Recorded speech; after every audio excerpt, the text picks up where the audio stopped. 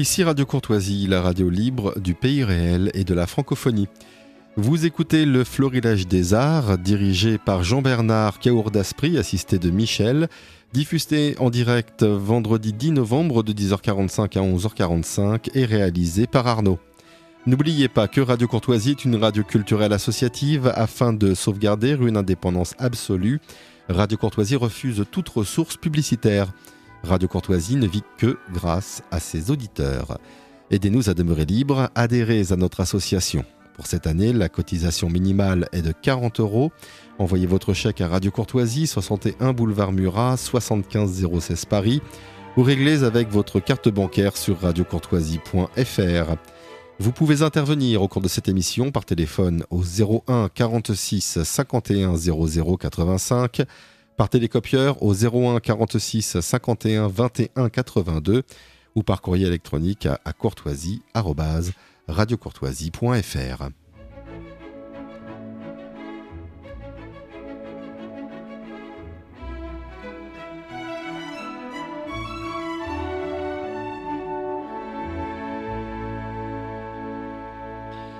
Chers amis auditeurs de Radio Courtoisie, bonjour.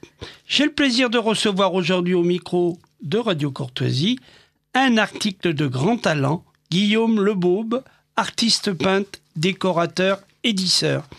Je rappelle également, puisqu'il y a longtemps que je ne l'ai pas fait, que cette musique que vous venez d'entendre est un extrait d'un opéra de Déodat Séverac que j'ai fait orchestré par Yvon Bourrel et qui s'appelle Le Roi Pinard. Alors, ce coup de pinard ayant été renouvelé, quelques annonces avant de rentrer dans le vif du sujet.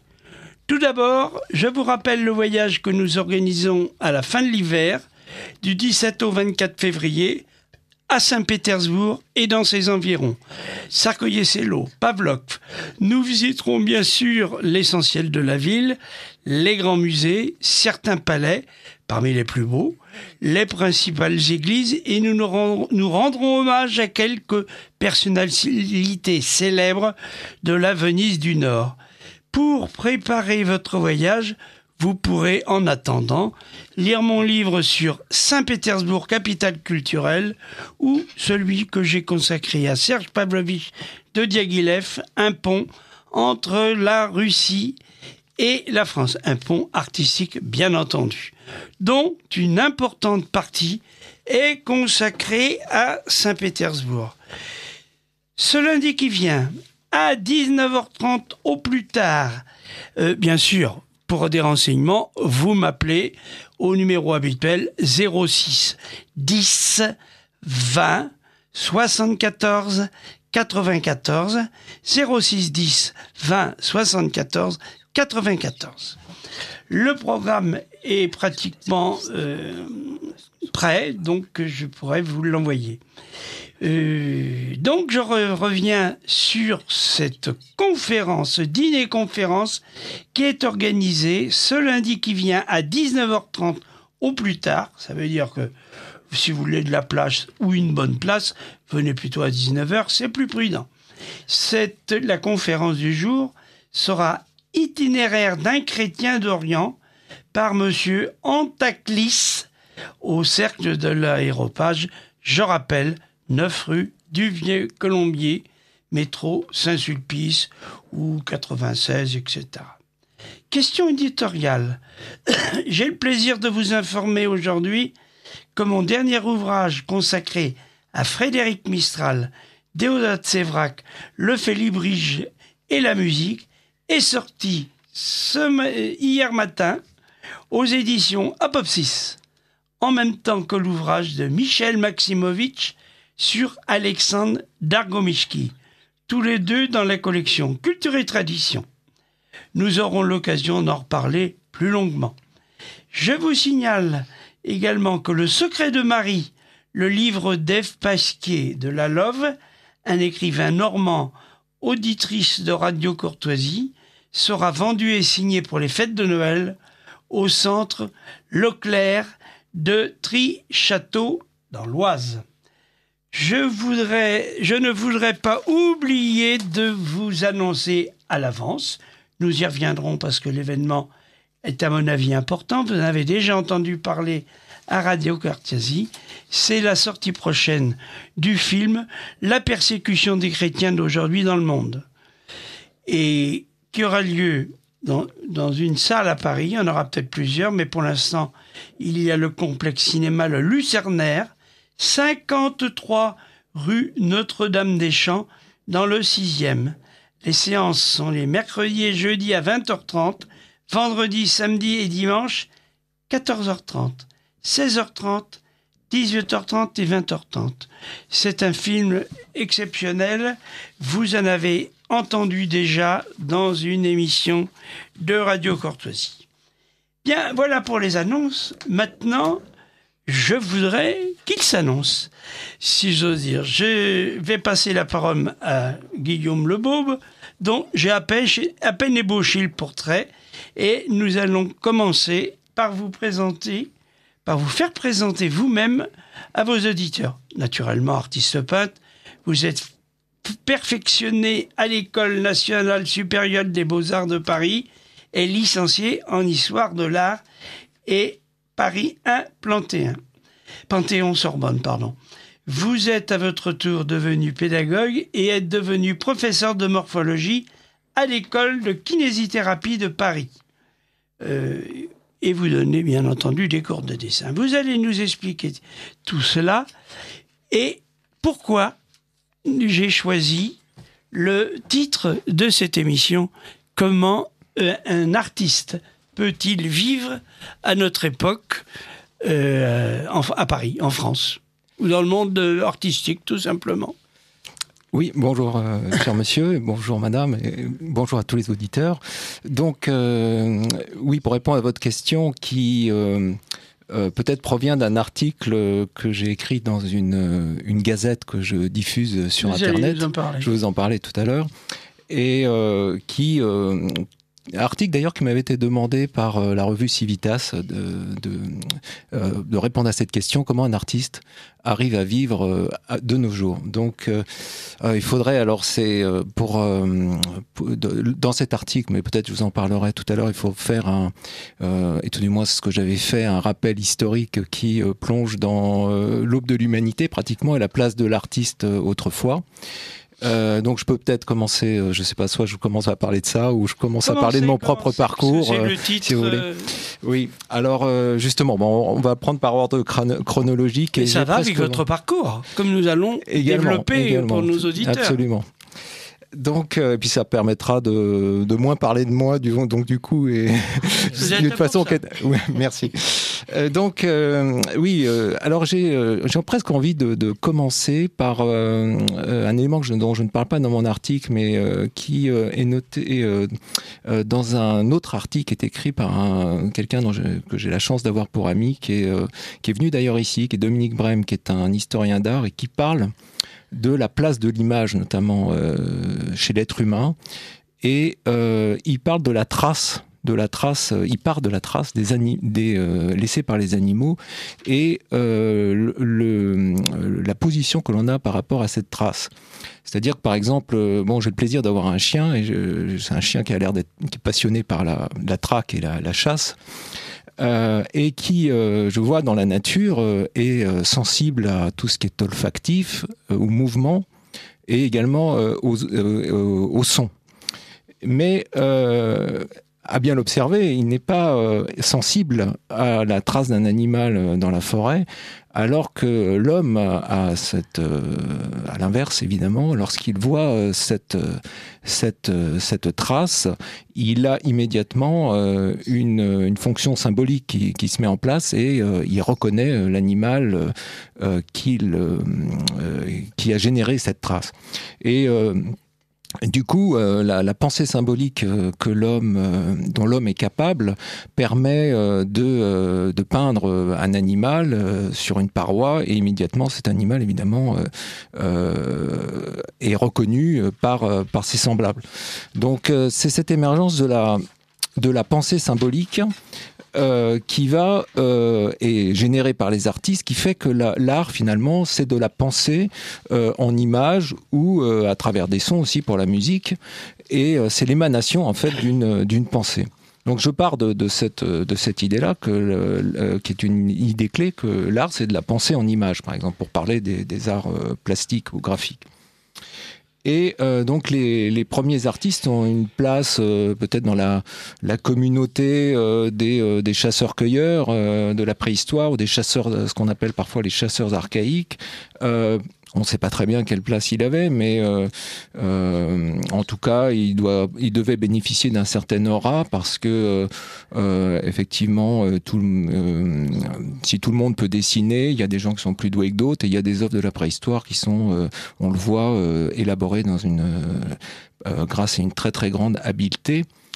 Et donc les artistes de la préhistoire devaient, de par leur facilité pour certains à représenter des animaux, même des êtres humains, puisque l'être humain fait partie des représentations de la préhistoire, jouir d'une certaine aura.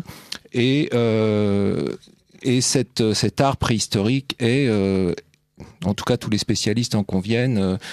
Déjà, c'est évidemment, comme je dis, l'émanation d'une pensée, mais il est proprement, essentiellement spirituel. C'est-à-dire que c'est l'émanation d'une pensée, également qu'on pourrait qualifier de religieuse. Et d'ailleurs, c'est une époque où probablement la nature et tout est plus ou moins sacral dans la nature. Toute la nature et le simple.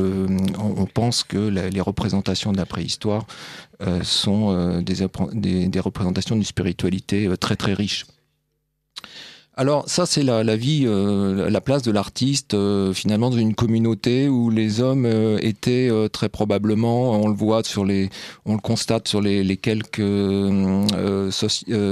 communautés archaïques qu'on a pu observer, que les ethnologues ont pu observer, où les êtres humains sont particulièrement vivent dans une certaine égalité en quelque sorte.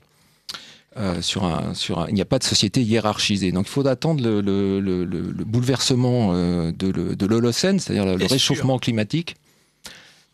Alors, il n'y a pas de hiérarchie à cette époque. Alors, selon certaines observations qui ont été faites des civilisations primitives, le chef est nécessaire à certaines occasions. Donc il y a une hiérarchie. Il y a une hiérarchie, mais lorsque cette occasion n'a plus cours, il reprend sa place dans la communauté, en quelque sorte. Il y a des traces d'individus, enfin des témoignages plutôt archéologiques d'individus qui ont été... qui ont vécu qui ont vécu certains handicaps et qui étaient pris en charge par le groupe. C'est-à-dire, je pense que ce que l'on voit aujourd'hui dans les sociétés contemporaines, on voit des gens laissés à l'abandon dans la rue, n'existait pas dans les sociétés primitives où tout le monde était pris en charge. Donc il y a une certaine... c'est ce qu'on peut peut-être distinguer entre la communauté et la société, c'est que la communauté met en place des êtres humains qui sont sur un certain plan d'égalité, sauf à certaines occasions où il est nécessaire de prendre certaines directives. Vous pouvez imaginer qu'un artiste de cette époque-là, particulièrement doué, prenait la direction de Lascaux, par exemple, où tout du moins on avait, de par ses compétences, il était naturellement plus apte à prendre des initiatives dans ce domaine. Alors, justement, la société et la place de l'artiste va changer avec le néolithique, puisque donc là je reprends un petit peu, je pense, les teneurs de cet article, puisque la société va se hiérarchiser finalement. L'accumulation de surplus agraires vont créer une certaine inégalité, il va y avoir des échanges commerciaux qui vont faire que certains individus vont accéder à un pouvoir plus important, et l'artiste va être relégué à la place d'un simple artisan, en fin de compte. Seulement, comme l'art continue à être lié au sacral, c'est un artisan qui a quand même une place assez importante, ou tout du moins il garde cette estime auprès de ses congénères. Et comme le beau, notamment, est associé au bien, naturellement, et cette estime en est renforcée. Et ça va aller jusqu'à la place de l'image. Alors peut-être que j'écourte un petit peu, mais est extrêmement importante dans les civilisations anciennes. On pense à l'Égypte, où l'image est dotée d'un pouvoir magique tel qu'il est capable d'influer sur l'au-delà. Et également dans la Grèce antique, où même si l'artiste est considéré comme un certain artisan, comme a une place d'artisan, on en arrive à certaines, notamment à la période hellénistique, à ce que l'on écrive des biographies d'artistes et la place de l'artiste, et notamment son lien avec le sacré, est extrêmement importante dans la société grecque. Et comme nous sommes les héritiers de cette société grecque, par l'intermédiaire de Rome aussi, cette estime et cette place de l'artiste liée au sacré perdure dans la chrétienté. Alors la chrétienté, c'est aussi une période charnière, parce que finalement, moi je la vois comme un point de rencontre entre l'esthétique européenne, donc qui remonte loin. On peut penser, on ne connaît pas très bien les premiers peuples indo-européens, mais effectivement, on constate qu'ils sont liés à l'image aussi, et l'aniconisme des Juifs qui interdisent la représentation figurative dans leurs commandements. Le Christ ne prend pas parti, ne parle pas tellement, je pense, à moins que des auditeurs me contrediront peut-être, mais sur la place des images, il ne les interdit pas non plus, bien sûr. Enfin, il n'en parle pas tellement dans les évangiles, me semble-t-il. Mais en tout cas, la chrétienté va prendre face à ce refus de l'image qui est dans la tradition juive et dans les commandements aussi de la religion juive, va prendre parti, la papauté va prendre parti pour l'image, l'image étant un support qui va aider le fidèle dans sa pratique, va l'aider à accéder à Dieu à travers la beauté aussi qui émane de cette image, qui est une manifestation, le beau étant une manifestation du divin. Donc c'est en quelque sorte un support aussi qui l'aide dans sa pratique. Et puis la papauté a su également s'en servir pour éduquer. Et les Byzantins, bien sûr. Parce qu'à part la stupide guerre iconoclaste, oui. Voilà, on n'a pas de portrait de saint ou d'image de saint d'avant le 8e siècle. Oui, alors c'est très intéressant aussi, parce que alors que l'Empire byzantin donc est héritière de la tradition grecque, et on le voit dans les représentations, notamment encore même dans les représentations byzantines, qui vont se figer après la crise iconoclaste. Mais on décèle néanmoins des influences grecques, notamment dans la façon de représenter les drapés, un léger volume tout de même encore présent sur le corps. Mais la différence, en fait, c'est que à partir de cette crise iconoclaste, le parti des images va l'emporter au prix d'un dogme qui consiste à considérer que l'image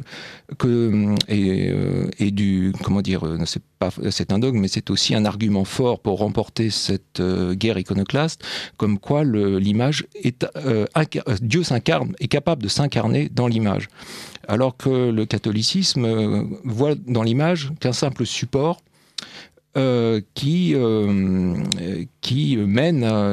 aide le fidèle dans sa pratique, et qui le mène éventuellement à Dieu et notamment par la beauté qui en émane.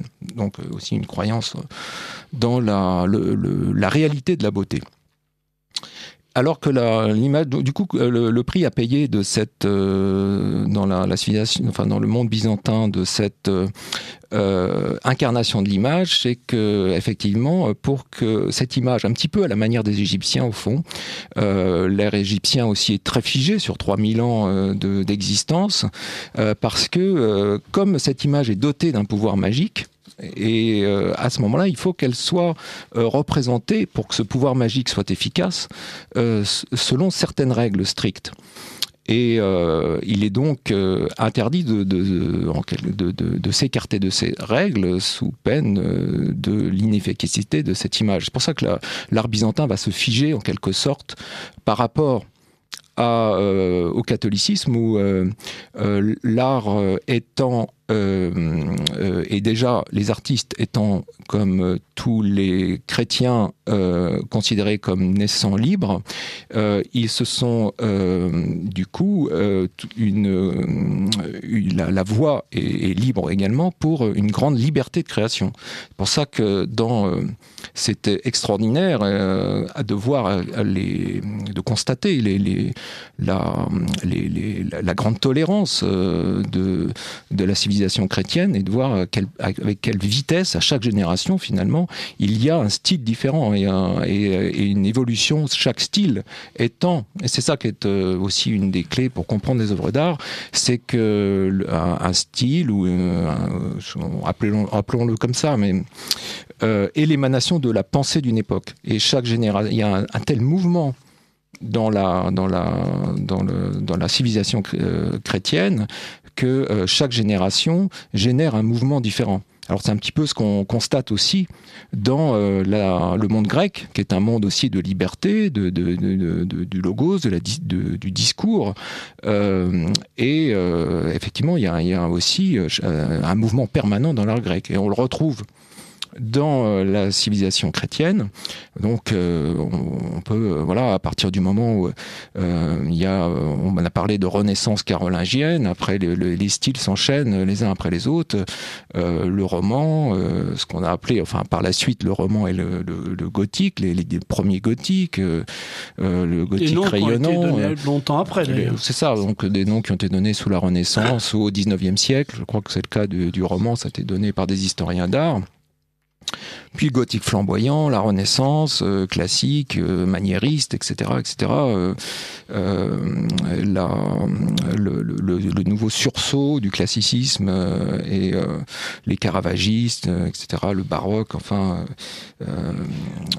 donc tous ces mouvements qui, à chaque génération, finalement, se développent et suivent l'évolution propre de la pensée, puisque ce qui peut caractériser l'Occident chrétien, c'est le mouvement permanent, si on le compare aux civilisations beaucoup plus immuables, comme le sont les civilisations chinoises ou égyptiennes, par exemple. Mais ça amène à une décadence, parce que l'art catholique, à partir du 19e siècle, il y a de bons restes.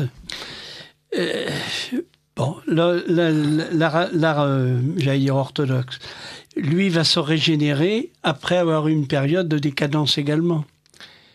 Alors oui, la décadence fait partie, j'ai presque envie de dire, fait partie du jeu. Oui, bien sûr. C'est ça. On peut peut-être, alors par rapport à la décadence d'aujourd'hui, elle paraît, elle fait sourire, mais oui, il est possible que on peut voir la période maniériste comme une forme d'impasse aussi. Et le maniériste, c'est-à-dire c'est finalement après au XVIe siècle, après cet énorme poids qu'eut ces trois grands génies que furent, pour les citer dans l'ordre chronologique, Léonard de Vinci, Michel-Ange ou Raphaël, qui est mort avant Michel-Ange mais qui était plus jeune, et Raphaël.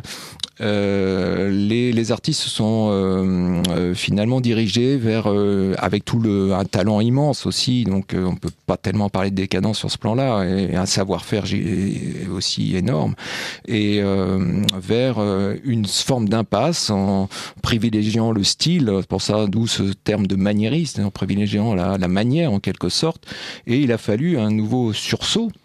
Qui est d'ailleurs vivifié aussi par le Concile de Trente, qui s'incarne notamment chez Carrache, dans les peintres, la famille des Carrache, notamment Annibale Carrache en Italie, et qui va amener par la référence à Raphaël et au classicisme, le mouvement classique en fait, et puis le baroque. Mais c'est vrai que la décadence, vous parliez de la période du 19e siècle, elle est d'une toute autre nature. Alors, en fait, il faudrait... et c'est pour ça, parce qu'à partir de ce moment-là, justement, et ça je vais revenir là-dessus, on entre dans une période où l'artiste a quitté son lien avec le sacré. Et c'est là peut-être le point de départ d'une forme de décadence. Mais c'est évident. Ce lien avec le sacré, il perdure dans la civilisation chrétienne, et on a toujours cette tendance aniconiste héritée du monde de la civilisation juive, de la religion juive, qui est toujours présente dans l'art chrétien. Et notamment, il est aussi, on le trouve, je veux dire, cette tendance au dépouillement, pour ne pas parler forcément d'interdiction des images, on le trouve également dans les préceptes du Christ qui amènent à avoir une vie sobre. C'est peut-être un mot, peut-être une litote, mais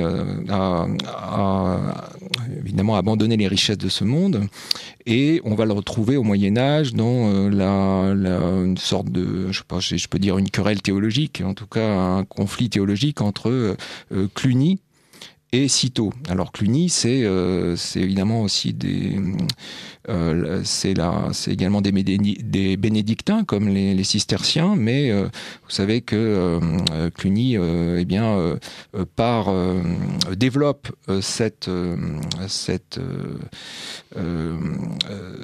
ce pari misé sur les images de façon très luxueuse et abondante, et donc il y a des œuvres absolument superbes, mais que Saint Bernard considère détourner le fidèle de l'essentiel, qui est l'attention portée à Dieu, et donc finalement ce conflit entre Cluny et Cîteaux, l'art cistercien, vous savez, c'est extrêmement dépouillé, hein. Il y a juste quelques éléments végétaux sur les chapiteaux, mais il n'y a pas de représentation humaine. Donc on n'est pas loin d'un certain aniconisme aussi, hein, on ne parle pas d'iconoclaste, parce qu'iconoclaste, c'est la destruction des images. Donc jamais les cisterciens n'ont détruit les images clunisiennes, mais c'est toujours cet abandon des richesses prônées par le Christ qui est présente dans la chrétienté, mais qu'on va retrouver beaucoup plus fort et d'une autre nature au moment de la Réforme, du protestantisme, puisque la Réforme finalement est une réaction aux luxueuses aux œuvres de la Renaissance, et notamment aux dépenses donc somptuaires et somptueuses de la papauté, notamment Saint-Pierre de Rome, qui évidemment coûtait beaucoup d'argent et qui était une des causes de la scission entre protestants et catholiques. Et donc, on va retrouver cette tendance, mais alors là, du coup, iconoclaste, surtout chez Calvin, dans la Réforme protestante, et les guerres civiles que ça va engendrer vont détruire, prendre les œuvres d'art pour cible et engendrer des destructions colossales. Inimaginable. Oui. Et il faudra attendre la Révolution française pour faire mieux, ou tout aussi bien, quoi. Enfin, tout aussi épouvantable, on peut dire. Donc cette réforme, par contre, elle est cette lutte iconoclaste, cette nouvelle lutte iconoclaste entre catholiques et protestants, elle est d'une autre nature, parce que finalement c'est ce grand mouvement de l'argent qui commence depuis le néolithique, qui prend de l'ampleur. Et c'est une forme de triomphe aussi de la bourgeoisie, puisque la religion réformée intéresse et est portée par la bourgeoisie, qui y voit un intérêt aussi pour pour développer ses affaires. Bon, je vais écourter pour pas être trop long, mais du coup, les artistes dans le monde protestant perdent le lien avec le sacré. Ils perdent les commandes de l'Église, qui n'existe plus dans les pays protestants, et ils perdent également ce lien avec le sacré, et finalement, ce ne sont là que pour la représentation du monde, mais plus du monde immatériel en quelque sorte. Hein. Donc, Jean-Bernard, je crois qu'il faudrait passer le bobinet. Oui. Les gens attendront 2 secondes que monsieur finisse. Ah bon, d'accord. Excusez-moi. Alors, je vais essayer de terminer sur une articulation qui permet... On reprendra après. On va faire l'annonce de la fête de Radio Courtoisie. Parfait. Et après, moi, j'ai 2 ou 3 questions à vous poser parce qu'il faut quand même qu'on parle de vous. Ah vous oui. êtes... Mais je signale à nos auditeurs que notre invité parle sans papier. Ça sort directement de son cerveau. Vous voyez comme il est pris par l'art. Et c'est une des raisons pour laquelle je l'ai appelé. Alors, allons-y. Je répondrai à notre auditeur après et nous reprendrons et pensez quand même à parler de vous. Oui, mais comme je suis né au XXe siècle, il faut y venir. Ah ben voilà. Non, mais bravo, je n'attendais pas aussi bien. C'est une langue belle, avec des mots superbes, qui porte son histoire à travers ses accents. Cette langue belle, Radio Courtoisie continue de l'honorer. Dimanche 3 décembre, nous célébrerons le 30e anniversaire de Radio Courtoisie, la radio libre du pays réel et de la francophonie. Dimanche 3 décembre, à midi, venez déjeuner avec les patrons d'émissions de Radio Courtoisie dans le salon de la péniche Les Calanques, face au 52 quai du Point du Jour, à Boulogne-Billancourt, Hauts-de-Seine. Le prix Jean Ferré 2017 sera décerné, à l'issue du repas, à la personnalité qui a, selon les auditeurs de Radio Courtoisie, le mieux servi la langue française durant les 3 dernières années. Réservez dès maintenant en envoyant un chèque de 49 € par personne à Radio Courtoisie, 61 boulevard Murat, 75 016 Paris. Veuillez joindre une enveloppe timbrée et libellée à votre adresse pour recevoir vos billets d'entrée. Vous pouvez aussi participer au premier tour du prix Jean Ferré en envoyant dès maintenant à Radio Courtoisie un bulletin de vote établi sur papier libre où vous porterez le nom de votre choix. Au dimanche 3 décembre, à midi, sur la péniche Les Calanques, face au 52 quai du Point du Jour à Boulogne-Billancourt, pour le déjeuner d'anniversaire de Radio Courtoisie. C'est une langue belle qui sait la défendre. Elle offre les trésors de richesse infinie, les mots qui nous manquaient pour pouvoir nous comprendre, et la force qu'il faut pour vivre en harmonie.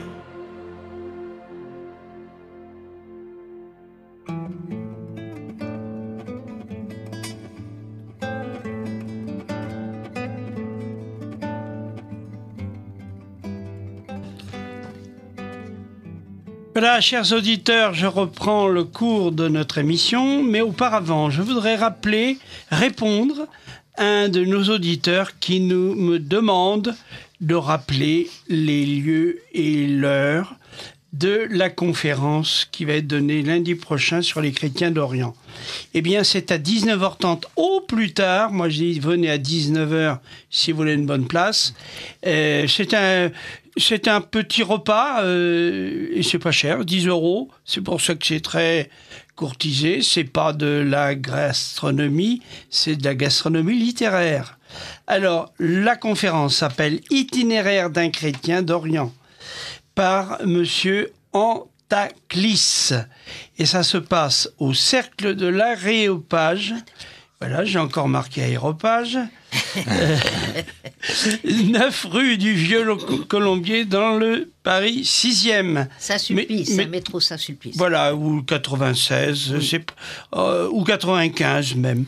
Bon, mais vous trouverez facilement. 19h30. Et puis, vous pouvez vous renseigner sur les conférences de l'Aéropage en regardant sur Wikipédia. Non, c'est... Oh, je confonds, c'est sur Internet. Voilà, vous tapez Cercle de l'Aéropage. Aréopage. C'est maladif. Hein. Pas l'aéropage de Roissy. Voilà. Bien. Alors, vous nous avez présenté la situation de l'art à travers les temps. Et j'aimerais que maintenant vous veniez jusqu'au 19e siècle pour venir jusqu'à vous. Pourquoi avez-vous écrit cet article que j'ai trouvé tellement remarquable que je vous ai demandé l'autorisation de le publier dans le Monde de l'art et des lettres? Alors, donc, pour cette...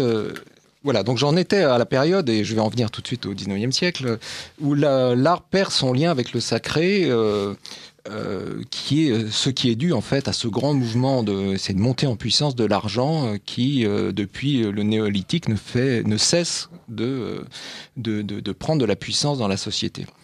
Bien fait, je l'ai montré. Oui. Et donc ça va amener à une période qui sera dont la Révolution française va être parce que les pays catholiques en fait résistent à ça, et la Révolution française les pays catholiques résistent à ça, mais la digue qui essaye de contenir cet immense mouvement de l'argent, cette puissance énorme, va céder au moment de la Révolution française, et les artistes vont perdre totalement leur lien avec enfin pas totalement, mais on aurait pu avoir besoin de l'artiste, grosso modo, mais bien qu'il y ait quand même... Il y aurait toute une conférence à faire sur ce petit sujet. C'est certain. Et donc du coup, les artistes vont être soumis à la bourgeoisie et à ce mouvement de l'argent, et donc ils vont être soumis aux modes. On le voit par exemple déjà dans la Hollande protestante du XVIIe siècle. Vermeer et Rembrandt sont soumis aux modes et ont des conditions de vie difficiles. Hein. Ils sont ruinés l'un et l'autre d'ailleurs. Hein. Ils ont bien gagné avant. Hein. Alors, c'était extrêmement richissime.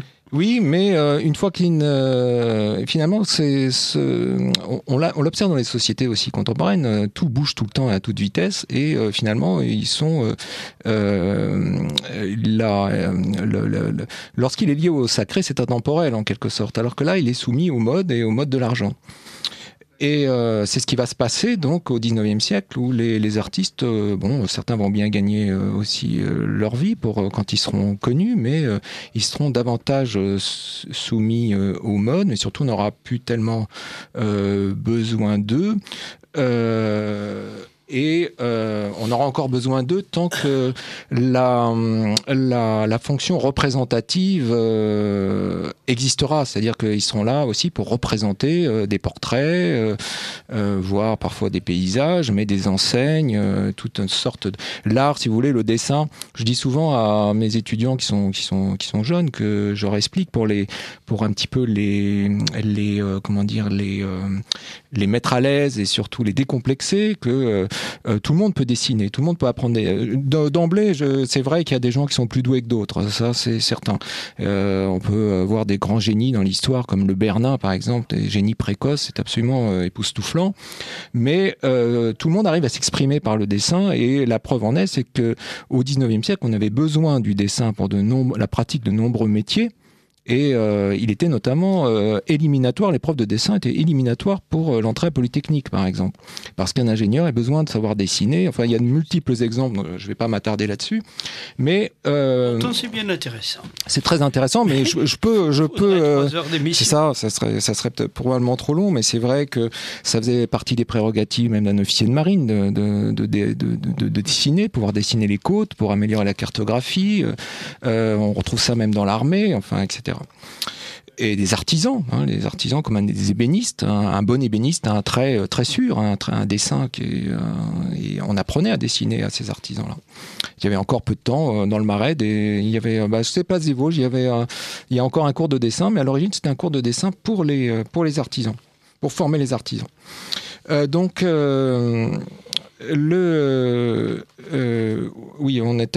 donc c'est avec l'arrivée de la photographie. et des procédés aussi de reproduction tels que la photogravure par exemple, puis du cinéma, c'est-à-dire l'image mouvante qui est encore plus puissante, l'artiste qui avait déjà perdu son lien avec le sacré, ou du moins la société n'a plus tellement besoin de lui pour encore ça perdure encore un petit peu, mais pour le sacré, il va perdre aussi son rôle, son utilité dans la représentation. Puisque on n'a plus tellement véritablement besoin d'un artiste pour faire un portrait, puisqu'on peut prendre des photos, c'est effectivement rapide, facile et peu coûteux. Et en plus ressemblant. Donc il va devenir beaucoup plus marginal en fin de compte. Donc on le voit déjà sur le mythe du peintre maudit du 19e siècle, le rapin dans sa soupente qui meurt quasiment de froid, etc. Et il y a des cas, véritablement, c'est pas qu'un symbole, il y a des cas d'artistes vraiment extrêmement nécessiteux, bien que talentueux. Donc c'est une activité qui devient en quelque sorte marginale. On n'a plus tellement besoin de lui. Alors il va essayer de s'en sortir au moment de la photographie et du cinéma par un petit peu comme à l'époque du maniérisme en quelque sorte, en privilégiant le style, la manière, la déstructuration des formes. Donc il y a de nombreux exemples. Évidemment, c'est la peinture du XXe siècle, ça, ou une partie, enfin tout du moins celle qui prend cette voie-là, parce qu'il reste quand même au XXe siècle des artistes qui sont fidèles à une tradition classique. Alors, puis comme finalement la beauté a un coût, a priori a un coût, en réalité, je pense que moi, miser sur la beauté, c'est une richesse, mais une richesse pour l'avenir. Mais ça a à court terme un coût. Donc, y renoncer est plus rentable. Donc, on en arrive à des églises en forme de blocos, comme Notre-Dame du Banly, qui est par l'architecte Parent, qui est d'ailleurs membre de l'Institut, qui ressemble à une casemate de l'armée allemande du mur de l'Atlantique, et totalement dépouillée à l'intérieur, sans pratiquement c'est totalement aniconiste là par contre du coup, mais ça arrange finalement c'est l'émanation de ce monde de l'argent et ce mouvement finalement de l'argent. Alors il a fallu au pape Jean-Paul II par exemple dans un texte pour recadrer, enfin rassurer en quelque sorte et rappeler que les artistes prolongent l'œuvre de Dieu par la création, mais néanmoins on voit que c'est la raison pour laquelle l'artiste devient aujourd'hui de plus en plus marginal. Alors on peut dire que l'art est en danger de mort. Moi, à mon avis, il fait partie intégrante de l'être humain et de l'homo sapiens, puisque même les néandertaliens ne peignaient pas. Donc, il n'y a pas trop à s'inquiéter à long terme. Mais c'est vrai que privé de l'esprit, l'art est réduit, en fin de compte, à être un simple divertissement. Voilà, donc, alors on en arrive, du coup, à mon parcours. Alors, si vous voulez, moi, je suis peut-être que je sais pas si ça se sent dans l'émission, mais je suis absolument passionné par l'art. Alors, ça m'a, ça se sent. Oui. Mais donc, j'ai eu l'opportunité, j'en suis pas responsable, d'être né dans une famille dans laquelle il y a eu beaucoup d'artisans et d'artistes. Donc, je vivais avec mes grands-parents, nous vivions avec mes grands-parents quand j'étais tout jeune, qui étaient des artisans et qui dessinaient remarquablement bien, étaient des fils et filles d'artistes, mes grands-parents. Donc, je suis né dans ce terreau-là. L'enfant de la balle, quoi, comme on dit. Voilà. Pour maintenant. Il y a une question. Donc, c'est un auditeur qui vous pose une question. Mais finissez votre développement. Alors, je me souviens, j'ai un oncle aussi, Claude Lebeau, qui était peintre de marine notamment, et puis pas seulement. Et je me souviens je devais avoir 7 ou 8 ans, il m'a expliqué la perspective linéaire. Donc c'est une chose, parfois j'ai un peu de mal à transmettre à des élèves âgés. qui, et ça me surprend toujours, qui ont traversé la vie sans parfois se rendre compte du rétrécissement des parallèles avec l'éloignement. Et c'est là où, c'est pas parce que je suis particulièrement doué du tout, mais c'est la vivacité d'esprit d'un enfant. C'est pour ça que ne pas... L'observation. Et d'observation. C'est-à-dire, à 7-8 ans, j'ai tout de suite compris, en fait, cette chose-là. Et puis, bon, à cet âge-là aussi, pour m'occuper, mon grand-père, dans son atelier, me faisait dessiner des petits sujets sur des abat-jours, et puis il me les achetait. Enfin, voilà. Donc, c'était, on peut dire, mes premières commandes à cette époque-là. Et bon, puis je bricolais aussi, je faisais un petit peu des choses pour un antiquaire, enfin, etc. J'ai dessiné évidemment, et j'allais peindre. Alors cet oncle-là j'allais peindre avec lui. Mon grand-père allait faire des aquarelles avec son vélo pendant les vacances aussi.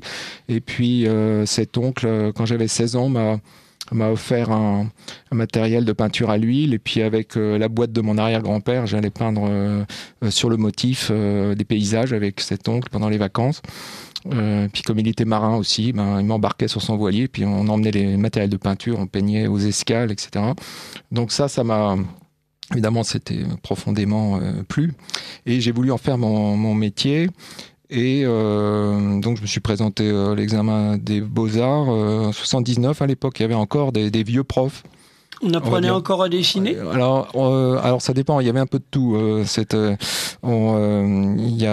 Tout dépend un peu la voie qu'on voulait prendre, mais il y avait encore des choses très sérieuses. Alors j'ai notamment rencontré André Grec, qui est un sculpteur, malheureusement il n'est plus de ce monde, mais il est né en 1912, donc qui a été Grand Prix de Rome de sculpture je ne sais plus, c'est 1934 je crois, et donc c'est une époque où on apprenait encore dans la tradition classique, aux Beaux-Arts de Paris à l'époque. Et ce sculpteur m'a pris en quelque sorte comme disciple, si on peut dire. Enfin, j'étais son élève, son disciple. Et puis, avant les Beaux-Arts, j'avais fait en faisant mon service militaire, on m'a demandé de décorer le régiment. Enfin voilà, donc il y a un parcours régiment qui n'existe plus d'ailleurs maintenant. Mais quand je suis sorti de cette école, finalement, il faut gagner sa vie aussi. Donc, j'ai été amené à faire un peu de tout, mais toujours dans le domaine du dessin et de la peinture. Donc, j'avais un ami dont la grand-mère était dessinateur de bijoux. Donc, elle m'a... Très gentiment, cette femme demandait de prendre sa suite, puisqu'elle partait à la retraite. Donc, elle m'a appris le métier. Donc, je me suis mis à dessiner énormément de bijoux pour des fabricants, faire de l'emploi de pierre, de la création aussi. Et puis, c'est l'époque où on faisait encore des affiches peintes. Alors, on peignait même les lettres à l'époque. Ça fait rêver aujourd'hui avec les périodes mais dans le début des années 80, on pouvait encore faire des affiches en peignant des lettres. Donc, j'ai fait un peu de tout. Voilà, des affiches peintes, de l'illustration, et puis aussi... également continuant à faire de la peinture, ma peinture personnelle, qui est mon axe, sur lequel je ne veux jamais tellement trop m'écarter, et dans tous les moments de libre dont je disposais, essayer de me perfectionner dans le dessin, dans la pratique du dessin et de cette peinture. Excusez-moi de vous interrompre, j'ai vu que vous aviez des cartes de vœux. Oui. Alors, ça c'est ma. Absolument. Donc, oui, j'ai une partie éditeur aussi, où j'édite mes propres œuvres. Donc, je les diffuse dans soit des commerces, ou alors je les vends par correspondance. Il y a certains commerces, notamment une librairie qui est bien connue de la radio, qui est la librairie Notre-Dame de France, qui commercialise mes cartes. Donc, des cartes simples ou cartes de vœux. Donc, j'ai à peu près environ 250 modèles de cartes différentes. Alors, souvenez-vous, la librairie puis des affiches, la librairie Notre-Dame de France, oui. Et dites comment on peut les trouver autrement, donner une adresse où les trouver, parce que moi j'ai votre prospectus sous les yeux et je dois dire qu'il y a de fort belles choses. Il y a les fables de La Fontaine aussi. J'adore. Oui, alors j'ai illustré des contes également. Oui. C'est un livre, le corbeau.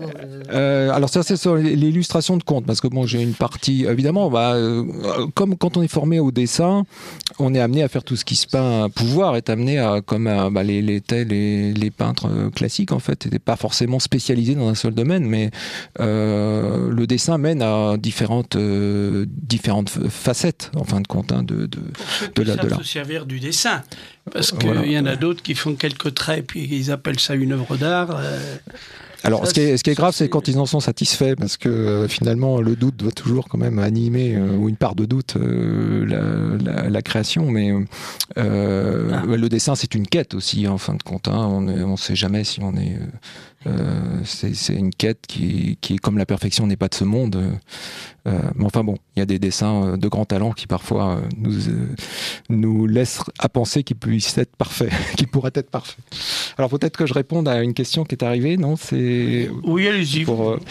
Ne croyez-vous pas que l'art au niveau peinture, mais aussi en sculpture, n'a pas commencé à Lascaux ou Stonehenge, par exemple ?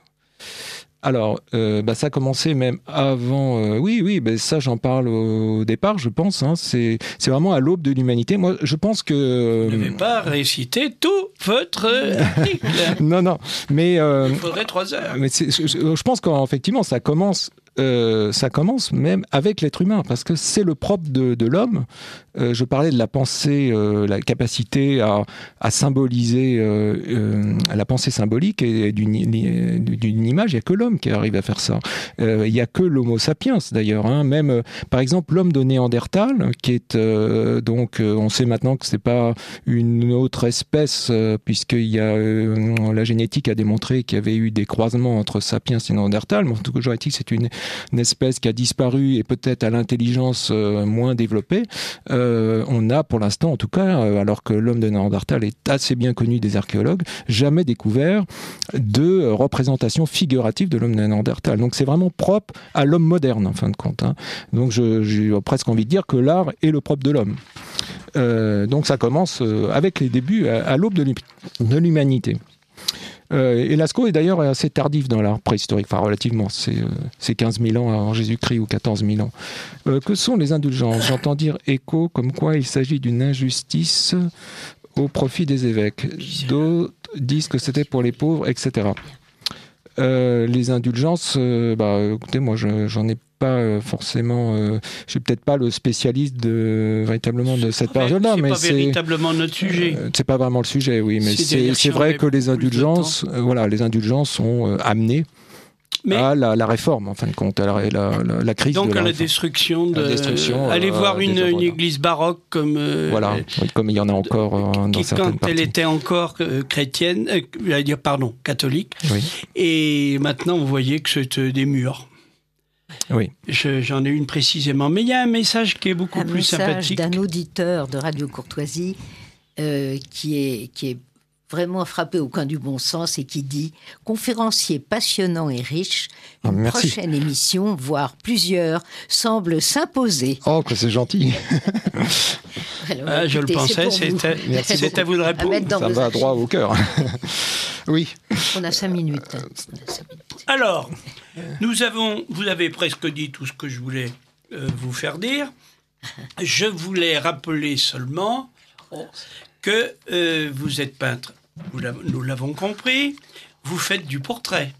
Voilà, je fais un peu tout, en fait, ce qui se passe, dessine, des portraits à l'huile. Oui, tout à fait. Donc, portrait. Comment vous joindre ? Alors, me joindre, il y a les deux moyens les plus pratiques, c'est soit par le téléphone, donc 06 18 97 10 55. Alors je laisse je parle du portable parce que je suis souvent en vadrouille, donc c'est plus pratique. 06 18 97 10 55. Parce que les gens n'ont jamais le crayon à portée de... Oui. Alors après, on me trouve sur Internet aussi en tapant mon nom, Le Baube. Alors j'ai un homonyme, j'ai un cousin qui s'appelle Guillaume Le Baube aussi, mais qui est photographe. J'ai aussi un cousin, Guy Le Baube, qui est photographe, mais j'ai un autre Guillaume qui est photographe. C'est vraiment une famille d'artistes. Oui, il y a beaucoup d'artistes, mais beaucoup, il y en a un certain nombre. Oui, sinon le mail, en fait, le courriel, parce qu'il y a le cochon qui me regarde là. C'est Guillaume @lebaube attaché lebaube.com et Guillaume le prénom guillaume@lebaube.com. Alors, je ne parlerai pas des natures mortes, de l'art animalier, parce que ça, c'est votre œuvre, mais de ce qui peut faire l'objet de commandes. Vous pouvez peindre la maison de quelqu'un. Voilà, alors le paysage, si je devais me donner une spécialité, ça serait peut-être le paysage, parce que j'ai énormément travaillé le paysage d'après nature, et puis comme je l'expliquais tout à l'heure, depuis mon jeune âge. Donc effectivement, j'ai été amené à faire assez souvent des portraits de propriétés, que ce soit j'ai été jusque même, la fondation du musée de la chasse m'avait commandé la représentation de l'hôtel de Montgelat dans le Marais, par exemple, mais j'ai aussi fait un certain nombre de propriétés pour des particuliers, simples maisons parfois, ou châteaux. Donc ça, oui, je fais ça bien volontiers et avec grand plaisir. J'aime énormément travailler sur le motif, par exemple, un peu comme pouvaient le faire les impressionnistes, en m'installant avec mon chevalet dans la nature. Alors vous peignez aussi des décors, des trompe-l'œil. Alors voilà, donc ça je fais aussi des représentations sous forme de décors ou de trompe-l'œil. Pour parler de ce qui intéresse la radio aussi, j'ai représenté le dessus de porte sur la commande de l'abbé de Tanoirne de Centre Saint-Paul. Donc qui est en imposte au-dessus de l'entrée de la chapelle, donc qui représente le Christ et des anges bénissants, en grisaille pour pas que ce soit trop marquant, puisque les laïcs veillent effectivement dans la mairie de Paris, et comme ça se donne sur la rue, faut être assez discret quand même, mais voilà, donc c'est un peu en fausse pierre si on veut. Et puis donc toutes sortes de décors, j'ai effectivement soit à la manière d'eux, ou des décors divers, des restaurations aussi d'œuvres anciennes, ce soit dans des églises notamment, et des décors style trompe-l'œil, que ce soit aussi des trompe-l'œil en fausse matière, mais aussi un petit peu à la manière des peintures, soit de chasse du XVIIIe siècle ou autre, par exemple. Alors nous n'avons plus que 1 minute, donc il y aurait encore beaucoup de choses à dire. Je crois que si vous voulez faire plaisir à cet auditeur, vous serez obligé de reprendre un rendez-vous. C'est ça, merci. Alors il est possible aussi de vous abonner, je ne sais pas si j'ai le temps, à une gazette que je fais par internet, donc où j'écris des articles sur l'art, qui s'appelle Blog à part, et vous pouvez d'où cet article, et je présente aussi, c'est l'occasion parfois de présenter mon travail, donc mon adresse courriel, guillaume@lebaube.com. Vous pouvez guillaume@lebaube.com, lebaube.com. C'est un abonnement totalement gratuit. Et la revue est sous nos yeux, c'est une merveille. Oui, le texte Merci. est de vous, évidemment. Oui, le texte, oui. Bon, on nous fait signe que... Si on a le temps de remercier monsieur. On a 0 ? Oui. Eh bien, merci. Je pense que nos auditeurs sont satisfaits d'après les messages que nous avons reçus. Et puis, si Guillaume Lebaube est d'accord, bien entendu, aurons la suite, parce qu'on n'a pas abordé le 18e. Je suis surpris, j'ai pas vu le temps passer non plus. Vous l'avez dit, comme vous ne regardiez pas. Ce blog à part, c'est vraiment une merveille. Ici Radio Courtoisie, la radio libre du pays réel et de la francophonie. Vous venez d'entendre le Florilège des Arts dirigé par Jean-Bernard Cahour-Daspry, assisté de Michel, diffusé en direct vendredi 10 novembre 2017 de 10h45 à 11h45 et réalisé par Arnaud.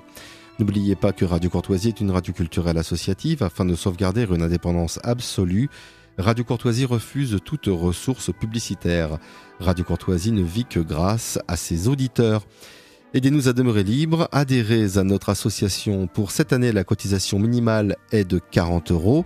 Envoyez votre chèque à Radio Courtoisie, 61 boulevard Murat, 75 016 Paris, ou réglez avec votre carte bancaire sur radiocourtoisie.fr.